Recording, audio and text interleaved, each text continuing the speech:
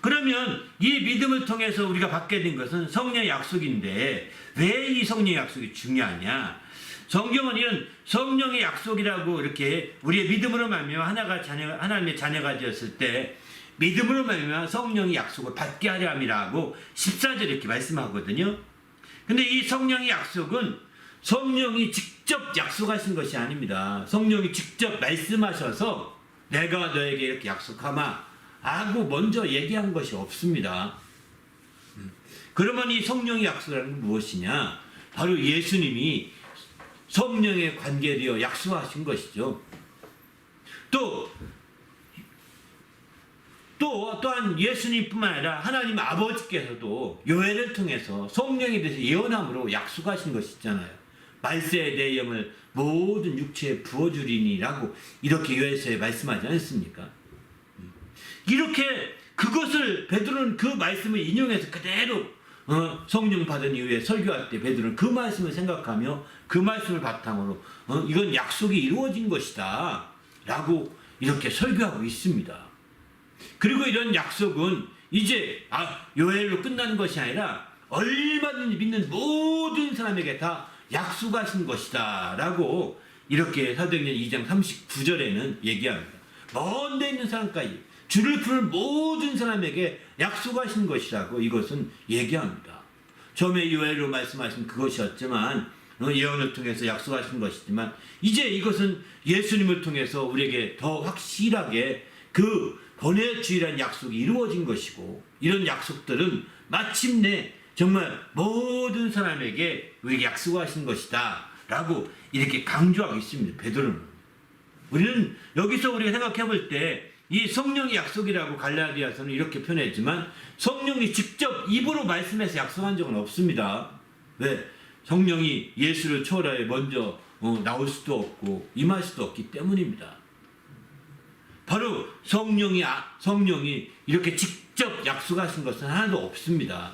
단지 예수님을 통해서 예수님이 성령을 가르치시면서 성령이 오시면 이렇게 되리라, 성령 오시면 이렇게 되리라, 성령이 이렇게 되리라 이렇게 약속하신 것도 있잖아요. 그죠? 그런 것들. 또 내가 아버지께 무엇보다 더 큰 것은 내가 아버지께 가야 성령이 오신다. 내가 아버지께 가게 되면 내가 아버지께 성령을 구해서 너에게 보내주리라 라고 이렇게 약속한 거예요. 그런 약속을 이제 이렇게 증거하시게 되는 거죠. 그래서 이런 약속들을 말미암아 이제 바로 이제 아브라함의 약속하신 아브라함의 복을 함께 누리게 이제 아브라함의 계통의 복을 함께 누리게 하려고 하시는 것이죠. 이런 성령의 약속이 그저 뚝 떨어진 약속이 아닙니다. 아브라함의 복을 함께 누리게 하려고 성령의 약속을 이렇게 하신 것이다 라고 갈라디아서는 이렇게 쭉 강조하고 있는 것입니다. 우리도 주님 안에서 정말 철저히 성령의 약속을 받는 성도가 되시길 바랍니다. 할렐루야. 아멘. 이것 때문에 우리가 믿음이 소중한 것이죠. 이런 믿음 때문에 이제 성경은 분명히 말씀하겠지만 3장 14절만 한번 더 읽고 넘어갈까요? 이는 그리스도 예수 안에서 아브라함의 복이 이방인에게 미치게 하고 이게 우선 이렇게 하기 위해서 또 우리에게 믿음으로 말미암아 성령의 약속을 받게 하려 하십니다. 이렇게 했지 않습니까?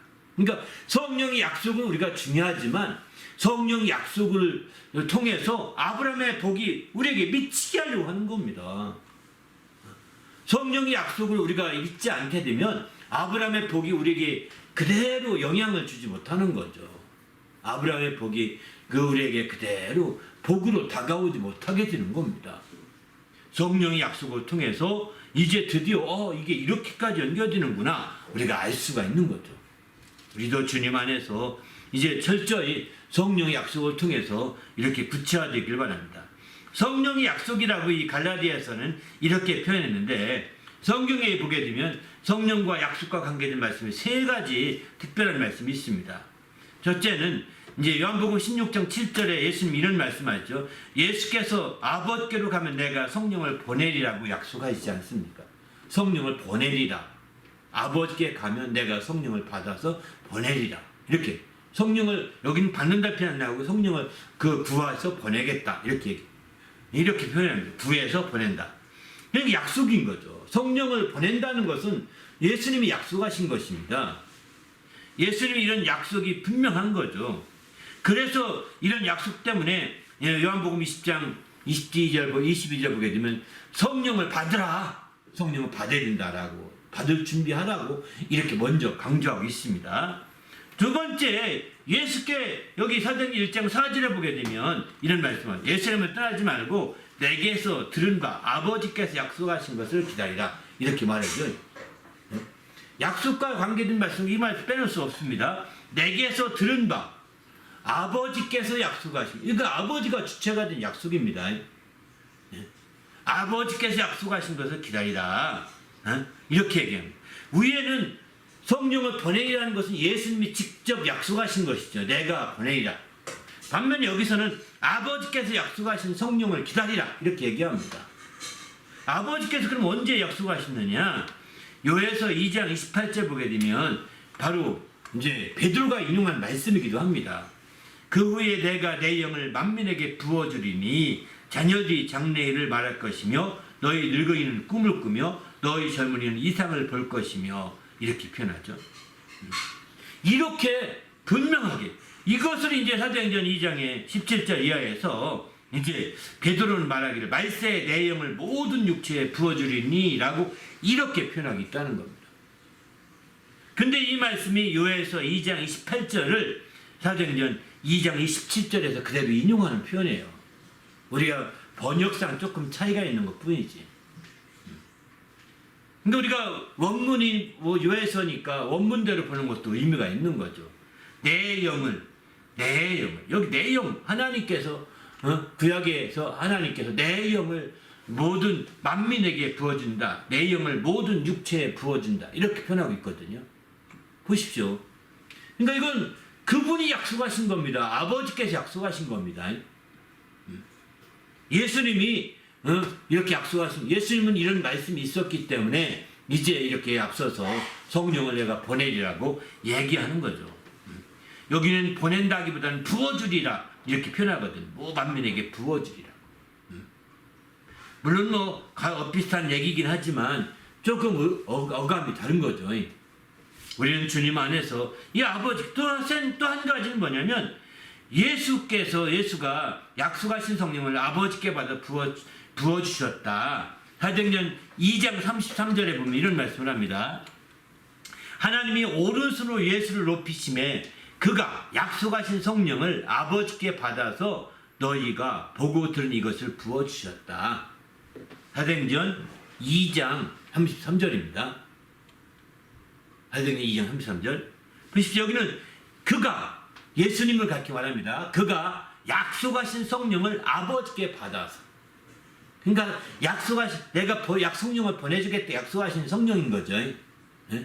근데 그 성령을 아버지께 받아, 아버지께 구하라, 아버지께 가신 거거든요. 아버지께 구해서 아버지께 받아서, 이런 뜻입니다. 그리고 너희가 보고 들은 이것을 부어주신 것이다. 이렇게 분명히 33절, 이렇게 2장 17절에서는 바로 아버지께서 약속하신 성령이었다라고 요에서를 인용했고, 또 2장 33절에 가서는 베드로가 똑같은 설교하는 중이거든요. 바로 그것은 예수님이 약속하신 성령이신데 아버지께 가서 구해가지고 그걸 받아서 우리에게 부어주신 것이다. 그러니까 바로 성령의 약속이, 아버지와 아들이 약속하신 약속이 다 이루어진 것입니다. 아버지와 아들이 약속하신 성령이 완전히 이루어진 거예요. 지금 이 부분에 대해서 그냥 우물우물 넘어가는데 하나하나 제가 일부러 아주 말씀을 찾아서 말씀드린 것은 확실하게 알아야 된다는 거죠. 아버지와 아들이 약속하신 성령의 약속이 완전히 이루어졌다는 것입니다. 그래서 갈라디아에서는 이걸 줄여가지고 성령의 약속이다, 이렇게 표현하고 있습니다. 성령의 약속이라고 이렇게 표현하고 있는 거죠.